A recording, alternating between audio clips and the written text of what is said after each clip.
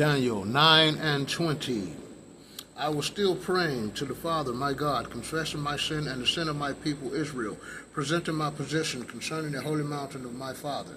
I was still praying when the man Gabriel, whom I had seen in vision before, came to me in flight at the time of the evening offering. He was instructed me in these words, Daniel, I have now come to give you understanding. When you began your petition, an answer was given which I have come to announce, because you are beloved. Therefore, mark the answer and understand the vision. 70 weeks are decreed for your people, your holy city. Then transgression will stop and sin will end. Guilt will be expiated. Everlasting justice will be introduced. Vision and prophecy ratified. And the Holy of Holies will be anointed. Know and understand from the utterance of the word that Jerusalem was to be rebuilt. Until there is an anointed ruler, there shall be 7 weeks. In the course of 62 weeks it shall be rebuilt, with squares and trenches in time of affliction. After the 62 weeks, an anointed one shall be cut down, with no one to help him. And the people of a leader who will come shall destroy the city and the sanctuary. His end shall come in a flood until the end of the war, which is decreed. There will be desolation. For 1 week he shall make a firm covenant with many. Half the week he shall abolish sacrifice and offering. In their place shall be the desolating abomination, until the ruin that is decreed is poured out upon the desolator. 10. An angelic vision. In the 3rd year of Cyrus, king of Persia, revelation was given to Daniel, who had been named Belteshazzar. The revelation was certain, a great war. He understood this from the vision. In those days I, Daniel, mourned 3 full weeks. I ate no savory food, took no meat or wine, and did not anoint myself at all until the end of the 3 weeks. On the 24th day of the 1st month, I was on the bank of the great river, the Tigris, and I looked up and I saw a man dressed in linen with the belt of fine gold around his waist. His body was like chrysolite. His face shone like lightning. His eyes were like fiery torches. His arms and feet looked like burnished bronze. And the sound of his voice was like the roar of a multitude. I alone, Daniel, saw the vision, but great fear seized those who were with me. They fled and hid themselves, although they did not see the vision. So I was left alone to see this great vision. No strength remained in me. I turned the color of death and was powerless. When I heard the sound of his voice, I fell face forward, unconscious. But then a hand touched me, raising me to my hands and knees. Daniel, beloved, he said to me, understand the words which I am speaking to you. Stand up, and for my mission now is to you. When he said this to me, I stood up trembling. Do not fear, Daniel, he continued. For the first day you make up your mind to acquire understanding and humble yourself before the Father, your prayer was heard.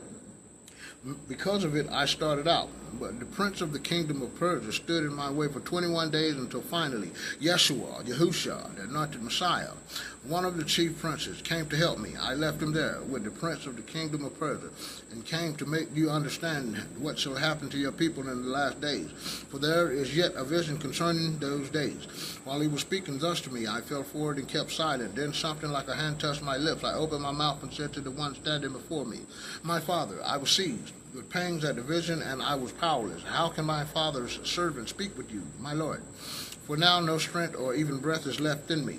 The one who looked like a man touched me again and strengthened me, saying, do not fear, beloved, peace, take courage and be strong. When he spoke to me, I grew strong and said, speak, my Lord, for you have strengthened me. Do you know, he asked, why I have come to you? Soon I must fight the prince of Persia. When I leave, the prince of Greece will come, but I shall tell you what is written in the book of truth. No one supports me against these except Yahushua, the anointed Messiah, your prince. And in the 1st year of Darius the Mede, I stood to strengthen him and be his refuge. Chapter 11. The Hellenistic Age. 3 kings of Persia are yet to appear, and the 4th shall acquire the greatest riches of all. Strengthened by his riches, he shall stir up all kingdoms, even that of Greece. But a powerful king shall appear and rule with great might, doing as he wills. No sooner shall he appear than his kingdom shall be broken and divided in 4 directions under heaven, but not among his descendants or in keeping with his might rule. For his kingdom shall be torn to pieces and belong to others. The king of the south shall grow strong, but one of his princes shall grow stronger, still in govern and domain greater than his. After some years they shall become allies. The daughter of the king of the south shall come to the king of the north to carry out an alliance, but she shall not retain power, and his offspring shall not survive, and she shall be given up together with those who brought her, her son, and her supporter in due time. A descendant of her line shall succeed in his place and shall become against the army, enter the stronghold of the king of the north, attack and conquer them. Even their gods, with their molten images and their precious vessels of silver and gold, he shall carry away a spoil of war into Egypt. For years he shall have nothing to do with the king of the north. Then the latter shall invade the land of the king of the south and return to his own country. But his son shall be aroused and assembled a great armed host, which shall pass through like a flood and again surge around the stronghold.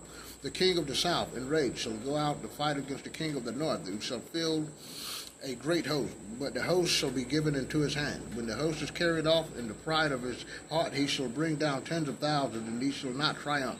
For the king of the north shall raise another army, greater than before. After some years he shall attack with a large army and great resources. In those times many shall resist the king of the south, and violent ones among your people shall rise up in fulfillment of vision. But they shall stumble. When the king of the north comes, he shall set up siege works and take the fortified city by storm. The forces of the south shall not withstand him, and not even his picked troops shall have the strength to withstand.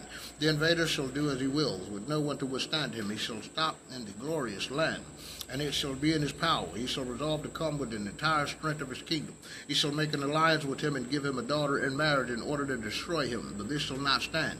He shall turn to the coastland and take many prisoners, but a commander shall put an end to his shameful conduct, so that he cannot retaliate. He shall turn to the stronghold of his own land, but shall stumble and fall, to be found no more. In his stead one shall arise, who will send a collector of tribute through the glorious kingdom, but he shall soon be destroyed, though not in conflict or in battle. There shall arise in his place a despicable person, to whom the royal insignia shall not be given. He shall enter by stealth and seize the kingdom by fraud. Armed forces shall be completely overwhelmed by him and crushed, even the prince of the covenant. After making alliances, he shall treacherously rise to power with only a few supporters. By stealth he shall enter prosperous provinces and do what his fathers or grandfathers never did. He shall distribute spoil, plunder, and riches among them, and devise plots against their strongholds. He shall rouse his strength and courage to meet the king of the south with a great army.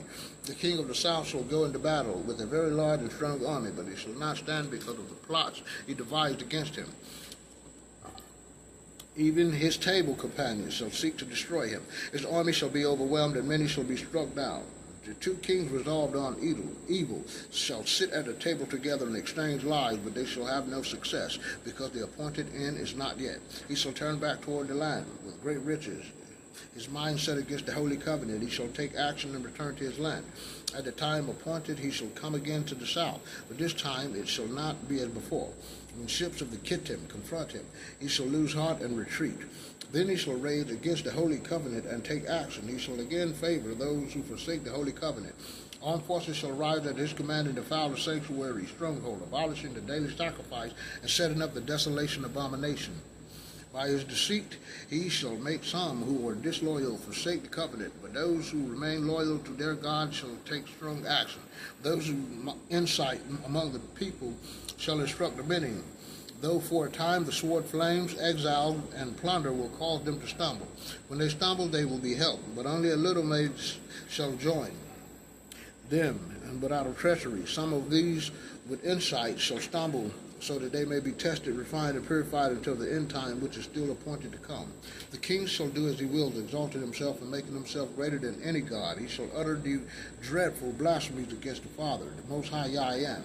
He shall prosper only until the wrath is finished. For what is determined must take place. He shall no longer have no regard for the gods of his ancestors, or for the one whom women delight. For no god shall have regard, because he shall make himself greater than all. Instead, he shall give glory to the God's strongholds. A God unknown to his ancestors he shall glorify with gold, silver, precious stones, and other treasures. He shall act for those fortified strongholds, a people, a foreign God, whom he has recognized. He shall greatly honor them. He shall make them ruler over the many and distribute the land as a reward. At the end of the king of the south shall engage him in battle, but the king of the north shall overwhelm him with chariots and horsemen and a great fleet passing through the lands like a flood. He shall enter the glorious land, and many shall fall, except Edom, Moab, and the chief part of Ammon, which shall escape his power. He shall extend his power over the land, and not even Egypt shall escape. He shall control the riches of gold and silver, and all the treasures of Egypt, Libya, and Ethiopia shall be in his entourage. When a report from the east and the north disturb him, he shall set out with great fury to destroy many, putting them under the ban. He shall pitch the tents of his royal pavilion between the sea and the glorious holy mountain, but he shall come to his end with no one to help. Thank you so much, Father. All praise and glory belong to you. No weapon formed by the enemy against me shall prosper. I cast down and rebuke all negative, evil, wicked, harmful, and bad dog forces, strongholds, mountains, caves, and dens. Be thou uprooted and cast into hell in Jesus Yeshua's name. So it is.